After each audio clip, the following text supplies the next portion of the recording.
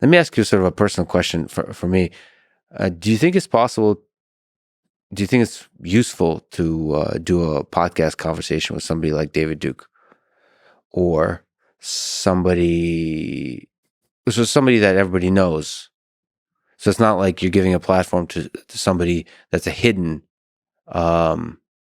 member of the KKK, or like it's a sort of putting a pretty face on some dark ideas, but everybody knows. And so now you're just exploring. You're sitting across the table. Maybe not in his case.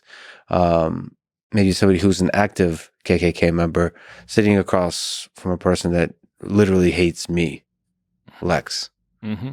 I think that's fascinating to explore. I do too. That I think so long as what you are doing is not boosting someone, so taking an obscure figure and making that figure now famous. Yes.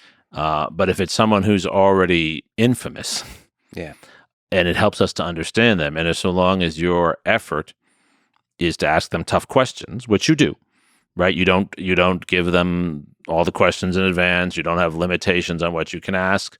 So long as it is a real interview, not pablum, then I'm for it. What I'm against is a softball interview that allows someone to sound reasonable when they're not. But the way I've seen you do this, when you've had figures like that, I won't name who I have in mind, but when I've seen that, is I think that's useful, because honestly, the historian in me and the citizen in me wants to understand. My Jewish grandfather always was the first to be against any effort to suppress anti-Semites, because his view was he wanted to know who they were, and he wanted to know what they thought so he could be prepared.